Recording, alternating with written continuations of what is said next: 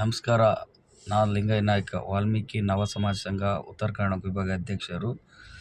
ತಿಳಿಪಡಿಸುವುದೇನೆಂದರೆ, ಇವತ್ತು ಬೆಳಗಾವಿಯಲ್ಲಿ ಅಧಿವೇಶನ ನಡೆದಿದೆ. ಅಧಿವೇಶನದಲ್ಲಿ ನಮ್ಮವರು 18 ಮಂದಿ ಶಾಸಕರು, 3 ಜನ MLCಗಳಿದ್ದಾರೆ. ನಾವು ಅವರಲ್ಲಿ ಒಂದೇ ಬೇಡಿಕೆ ಏನಂದರೆ, ಉತ್ತರ ಕರ್ನಾಟಕ ಭಾಗದಲ್ಲಿ ಸುಳ್ಳು ಜಾತಿ ಪ್ರಮಾಣ ಪತ್ರ ಅವಳಿ ಜಾಸ್ತಿ ಆಗಿದೆ. ಅದರ ವಿರುದ್ಧ ಸದನದಲ್ಲಿ ಧ್ವನಿ ಎತ್ತಬೇಕು ಮತ್ತು ಹೌದು, ಯಾರ್ಯಾರು ಸುಳ್ಳು ಜಾತಿ ಪ್ರಮಾಣ ಪತ್ರವನ್ನು ತಗೊಂಡಿದ್ದಾರೆ ಅವ್ರ ಮೇಲೆ ಕಾನೂನು ಶಿಸ್ತು ಕ್ರಮ ಆಗಬೇಕಂತೇಳಿ ಇದರ ಬಗ್ಗೆ ಧ್ವನಿ ಎತ್ತಬೇಕಂತೇಳಿ ತಮ್ಮಲ್ಲಿ ಶಾಸಕರಲ್ಲಿ ಮನವಿ ಮಾಡುತ್ತಿದ್ದೇನೆ.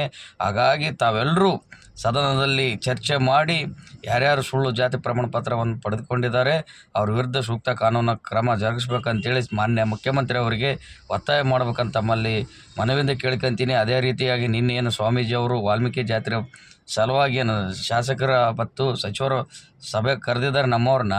ಸ್ವಾಮೀಜಿಯವರೇ, ನೀವು ಅಲ್ಲಿ ಹೋಗಿ ಜಾತ್ರೆ ಅದು ಕೇಳಿದ್ದೀರಾ ಅಥವಾ ಸುಳ್ಳು ಜಾತಿ ಪ್ರಮಾಣ ಪತ್ರ ಉತ್ತರ ಕನ್ನಡ ಭಾಗದಲ್ಲಿ ಹಾವಳಿ ಜಾಸ್ತಿ ಆಗಿದೆಯಲ್ಲ, ಅದ್ರ ಬಗ್ಗೆ ಒಬ್ಬರಾದರೂ ಶಾಸಕರಿಗೆ ಹೇಳಿದ್ದೀರಾ ಅಥವಾ ಸಚಿವರಿಗೆ ಹೇಳಿದ್ದೀರಾ?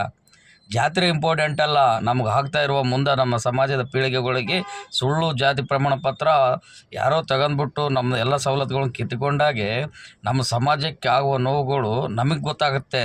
ಹಾಗಾಗಿ ಸ್ವಾಮೀಜಿಗಳೇ, ನೀವು ಜಾತ್ರೆ ಮಾಡಿ, ನಾವೇನು ಬೇಡನಲ್ಲ, ಆದರೆ ಮೊದಲು ನಮಗೆ ಬೇಕಾಗಿರೋದು ಶಿಕ್ಷಣ. ನಾವೇ ಶಿಕ್ಷಣವಂತರಾಗಿಬಿಟ್ರೆ ನಮ್ಮ ಸಮಾಜದವ್ರು ಮುಂದೆ ನಿಂತುಬಿಟ್ಟು ಜಾತ್ರೆ ಮಾಡ್ತಾರೆ.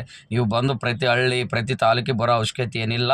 ಹಾಗಾಗಿ ತಾವು ಮನವಿ ಮಾಡಿರಿ ಎಲ್ಲ ಶಾಸಕರಿಗೆ, ಸಚಿವರಿಗೆ, ಸುಳ್ಳು ಜಾತಿ ಪ್ರಮಾಣ ಪತ್ರ ವಿರುದ್ಧ ನೀವು ಸದನದಲ್ಲಿ ಧ್ವನಿ ಎತ್ತಂತೇಳಿ ಪ್ರತಿಭಟಿಸ್ಬೇಕಂತೇಳಿ ಹೇಳಿ. ಅದು ಬಿಟ್ಟು ಜಾತ್ರೆ ಇದೆ ಅಲ್ಲಿ ಯಾವುದೋ ಖಾಸಗಿ ಹೋಟ್ಲಲ್ಲಿ ಹೋಗ್ಬಿಟ್ಟು ಜಾತ್ರೆಗೆ ಒಬ್ಬರ ಅಧ್ಯಕ್ಷ ಮಾಡೋದು ಎದಕ್ಕೆ ಬೇಕು ಸ್ವಾಮೀಜಿ? ಇದೆಲ್ಲ ನಿಮಗೆ ಇದು ಬೇಕಾಗಿಲ್ಲ. ನಮಗೆ ಬೇಕಾಗಿರೋದು ಮೂಲಭೂತ ಸೌಕರ್ಯ, ಶಿಕ್ಷಣ.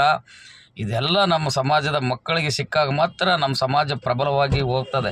ಹಾಗಾಗಿ ತಮ್ಮಲ್ಲಿ ಒಂದೇ ಒಂದು ಮನವಿ ಮಾಡ್ತೀನಿ, ತಾವೆಲ್ಲ ಸೇರಿ ಸದನದಲ್ಲಿ ಚರ್ಚೆ ಮಾಡಿ ನಮ್ಮ ಸಮಾಜದ ವಿರುದ್ಧ ಸುಳ್ಳು ಜಾತಿ ಪ್ರಮಾಣ ಪತ್ರ ಏನು ಜಾತಿ ಪ್ರಮಾಣ ಪತ್ರ ಪಡ್ಕೊಂಡಾರೋ ಅವ್ರ ವಿರುದ್ಧ ಗುಡುಗುವಂಥ ಕೆಲಸ ತಾವು ಮಾಡ್ರಿ ಅಂತೇಳಿ ತಮ್ಮಲ್ಲಿ ಶಾಸಕರಲ್ಲಿ ನಾವು ಮನವಿ ಮಾಡ್ಕೊತೀನಿ.